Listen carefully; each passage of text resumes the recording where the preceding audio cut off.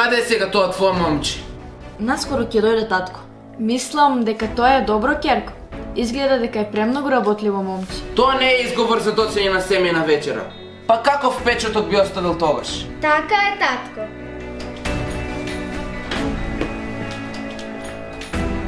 Многу ми е жал што задоцнив. Дојдов што ми ја заврши смената.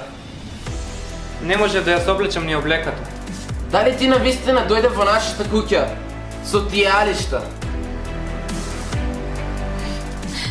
Не грижи се воопшто. Изгледаш одлично. Драго ми е што дојде. Исто и до мене. Многу ми е драго што ве запознав. И ви благодарам за поканата. Задоволството е наше. Повели сега да јадеме. Благодарам. Подај ми го сосот. Повели. Па господине, морам да признаам дека читав многу за вас. Ме воодушевува оно што сте го постигнале. Се надевам дека еден ден и јас ќе бидам бизнисмен како вас. Така облечен, сигурно нема. Тато, престани. Каков човек доаѓа на семејна вечера така облечен? Каде го најде? Се запознахме на факултет. Ох, така значи. Што студираш? Не, јас не студирам таму. Се запознавме додека работев. Значи ти си професор?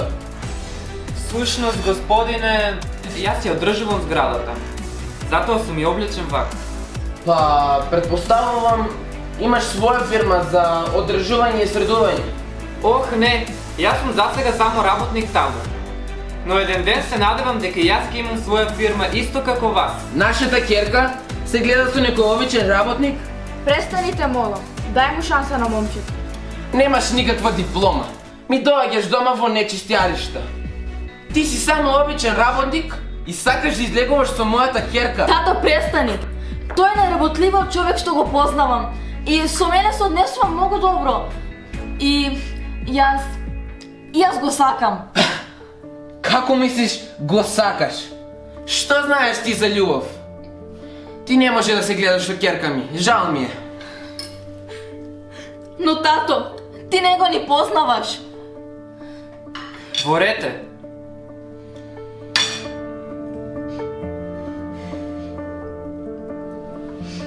Јасно ми е. Татко ти е во право. Јас не треба да бидам овде. Ти не треба да се гледаш со еден обичен работник. Заслужуваш многу подобро. Види ли сега што стори? Смири се, дадо. Како можеше да ја го направиш тоа на својата керка? Како? Таа е премногу млада за да го разбере тоа. Ки ми се заблагодари подоцна. На вистина? Тогаш мора да се среќам што кога те запознав, не го прифатив овој твој совет. Како мислиш? Сега си голем бизнисмен што заборави од каде доаѓаш? И ти беше само обичен работник. Само што се досели во државата и немаше ниту малку пари. Ке ги носеше истите тие валкани алишта, но имаше големи соништа и работеше премногу напорно. Тоа го сакав кај тебе. Многу луѓе не веруваа во тебе, но ти самиот веруваше во себе и со текот на времето стана успешен. Ја напушти таа работа и отвори своја фирма. Ти беше ист како и ова момче. Не смееш да го заборавиш тоа.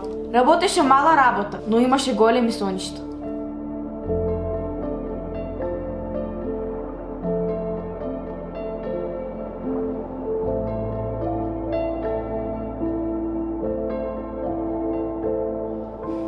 Ти благодарам, што ме потсети кој сум, од каде започнав. Помина толку многу време, што заборавив и јас самиот. Јас само не сакам нашата керка да се измачува како нас. Доколку ние успеавме да се справиме со се, ќе успеат и тие. Во право си. А сега има нешто што треба да направам. Изгледа ќе ти треба малку помош. Не, господине, никако. Двајцата полесно ќе завршиме. Ви благодарам многу, но ќе се снајдам сам. Знаеш ли, кога ја запознав мојата сопруга, избев како тебе.